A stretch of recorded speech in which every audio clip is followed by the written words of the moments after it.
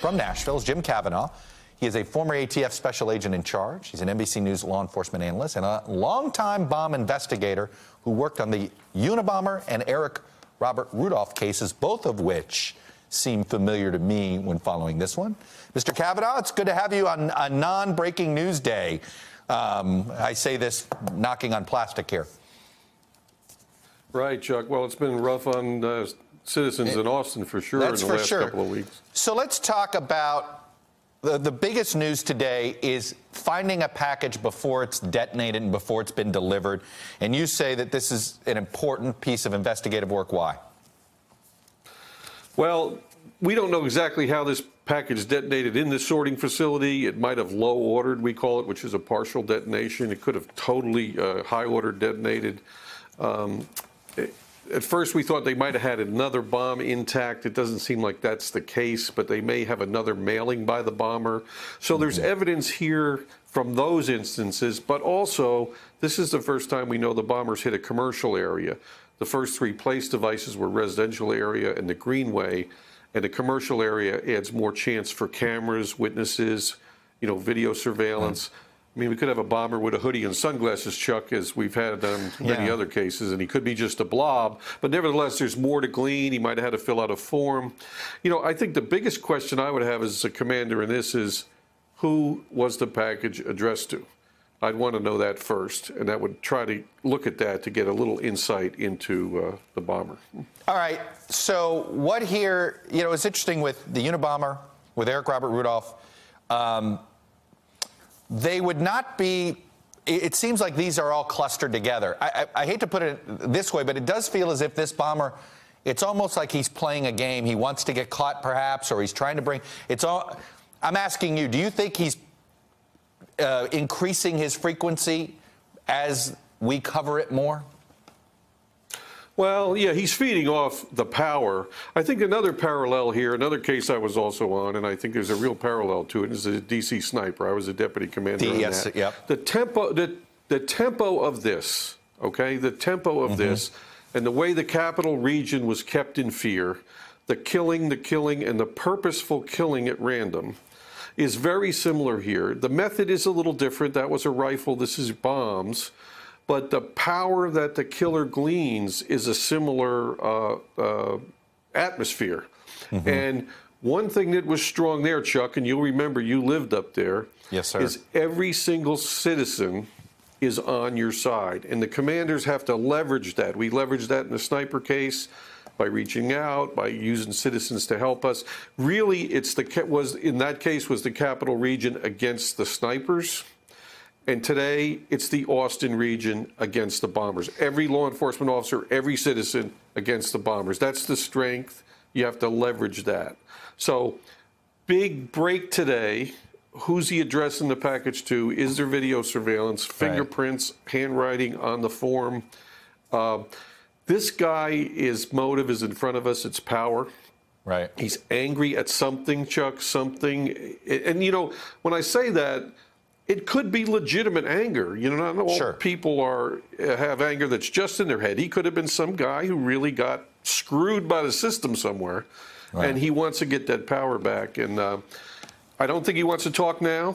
I think that's a good effort by the commanders, but I don't think that's where he is right now. Let me ask you this. Right now is power.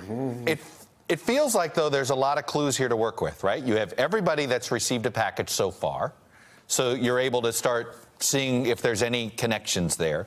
You now have an intact bomb. You might want to see if he has a signature to how he makes his bombs. Is that fair to say? Like, what can you learn from from the bomb itself?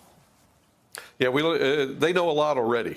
They know how he fuses it and fires it. They know how he charges it. They know what kind of mixture he uses and how he contains it.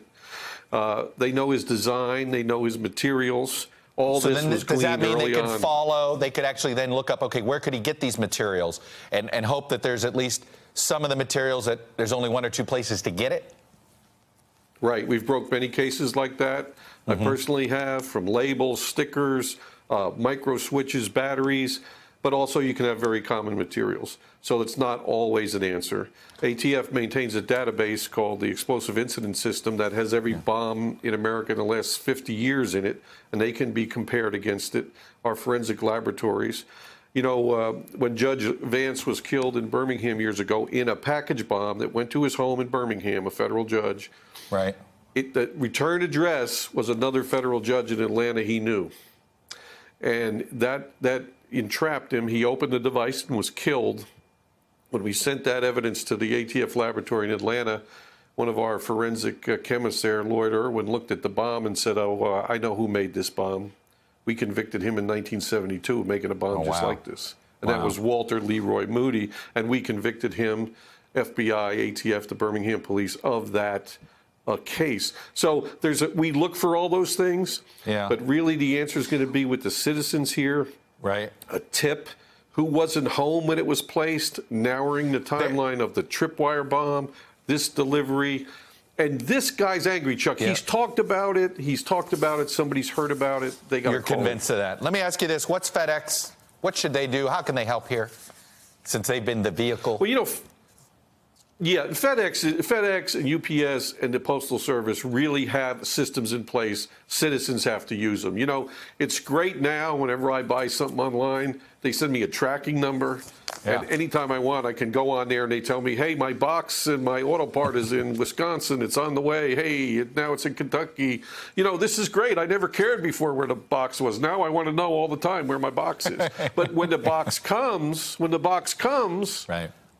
I never pick it up. I've never picked up a box. My kids haven't. My wife hasn't, because I put a lot of bombers in jail in 35 years. I read the label first. I check the tracking number first. Did I order that? Who's the shipper? Yep. Or that box will sit on my porch for a long time. So what people got to do is they got to understand that you don't take it, you don't accept it, don't take any gifts. If you're in Austin, don't take any gifts. Lamps, radios, packages, disguise things. If you didn't order it, you can't get the tracking. You've just described we're being terrorized. It's a form of terrorism. It's a different type, but we're being terrorized. Well, all violent crime is terrorism. I think what we have here is a serial killer who's a bomber, probably on a power trip, much like the D.C. sniper. So, you know, we like to throw out terrorism, but it doesn't really make any difference here. The resources aren't going to change anything. Everything that's being done in the Joint Operations Center, ATF is using a computerized system to track every single lead. The FBI lays in on that. They got fabulous resources down there. Every citizen's on their side. A slight tip, a slight piece of forensics. The bomber's going to have a booby-trapped house, and he's going to he's going to be very difficult to get, but he'll be caught. We'll see if he tries to somehow let the city understand why he's doing this. Jim Kavanaugh, quite the mystery. Hopefully this attention helps law enforcement officials, doesn't just help the bomber. Anyway, Jim Kavanaugh, I appreciate it. Thanks very much. Hey there, I'm Chris Hayes from MSNBC. Thanks for watching MSNBC on YouTube. If you want to keep up to date with the videos we're putting out, you can click subscribe just below me, or click over on this list to see lots of other great videos.